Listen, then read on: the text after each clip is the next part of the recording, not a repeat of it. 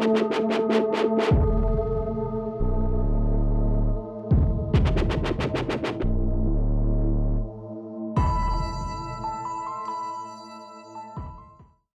this is Brian Forster, and this is a video about exploring ancient sites in Lake Titicaca.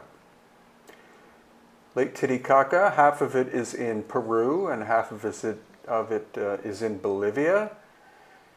And right now we're actually on the Bolivian side, but the first site that we're going to be visiting today is on the Peruvian side.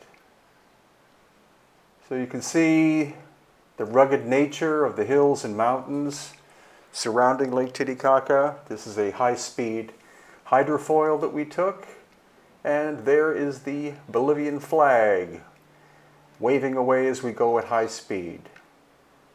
So we're now at this ancient site in Peru, on the Peruvian side, called Amaru Muru, and it's an ancient construction made out of red sandstone.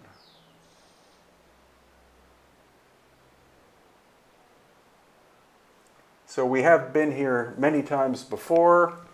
Amaru Muru means the portal of the snake, but it can also be called Amaru Muru, which supposedly relates it to the ancient continent of Mu and the survivors that actually supposedly made it to Lake Titicaca and constructed this. As you can see, there's a central false door, and then these high channels on the left and right hand sides.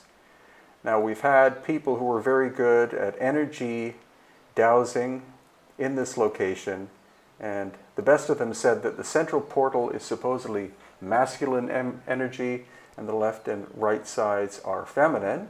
And here you see this almost like belly button shape, which is carved into the center of the portal in the center of the structure. Now you're looking at the landscape of Lake Titicaca, and here is Amaru Muru once again.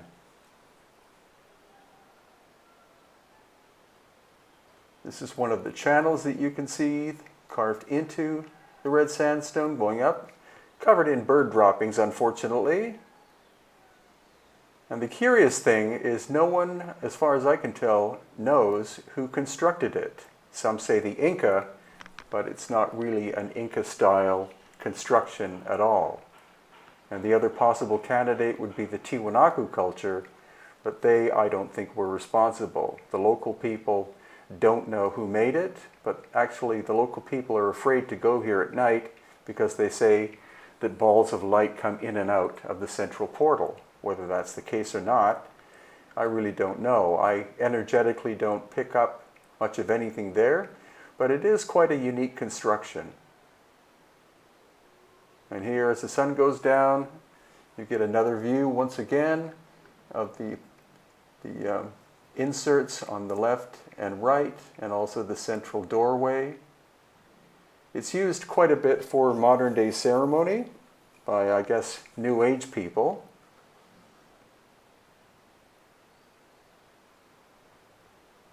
And it's a must-see if you're in Peru. It's about 2 hours drive south of Puno, which is a major city on Lake at Lake Titicaca. Okay, we've now moved to the Island of the Moon in Lake Titicaca. This is on the Bolivian side, and this is an Inca construction. This was the home of the Virgins of the Sun of the Inca civilization, and you can see all of the terracing. Almost the entire island was created or was made into terraces during the Inca time period, very little of which is still being used to this day. And now we get a nice quadcopter view flying over our October group. There again in the background you see lots of terracing and the adobe and rough stone construction of this temple of the Virgins of the Sun. So this is regarded by local people as being a feminine island, whereas the island of the sun, which is very close by and is much, much bigger, is regarded as being masculine. So this part of the structure has been rebuilt by archaeologists in recent times. And again, a site well worth visiting if you happen to be in the area of Lake Titicaca. The only way to get there, of course, is by boat, and we took a hydrofoil from the Copacabana area. And finally, a view of the massiveness of Lake Titicaca, the highest navigable lake in the world. And unfortunately, you can't see the Andes, but they are behind those clouds. So on a sunny day, you can see the Andes, especially on the Bolivian side. Now we're on the island of the sun. And as the quadcopter goes up, we're going to be looking at another Inca construction. This is a sun temple. Whether it actually was a sun temple or not, I'm not sure, but anything which is Inca related it tends to be called either a sun temple or a moon temple. Again, you can see that the construction technique is quite crude. And now one of the strangest places in the Lake Titicaca area, slightly over the border from Bolivia into Peru. And this is located at Kenuani. That is the name of the little town. The name of the archaeological site usually is called Kenuani. Whether that's its original name or not, I don't know. And again, we don't know what culture created it. It's not like anything I've ever seen in terms of Inca construction, nor is it similar to any Tiwanaku culture construction. So it's one of those places that we'll have to visit many, many more times in order to try to ascertain what it was. Most people think it looks like a stadium, which it somewhat does. It faces south towards the lake and actually faces south to Tiwanaku and Pumapunku. But whether it's related to those sites is unknown. The stone material is a volcanic ash that's been compressed and solidified, so it's not a really hard material.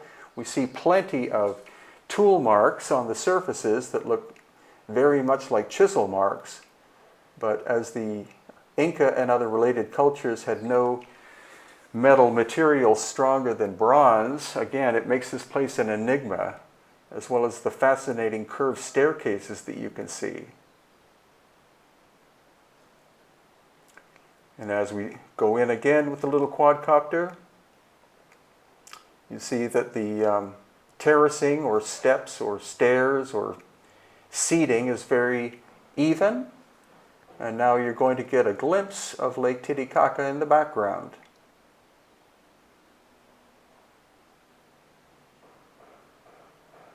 So here again, emphasizing on the interesting staircases and this strange outcropping there, whether the outcropping is simply natural or has been altered by human hands or others. I'll have to go back and see many, many times. So in August we have a tour, the Elongated Skulls tour of Peru. You can see it at my website, hiddenincatours.com. And in September we're going to Turkey to see Göbekli Tepe and other fascinating sites in that ancient country.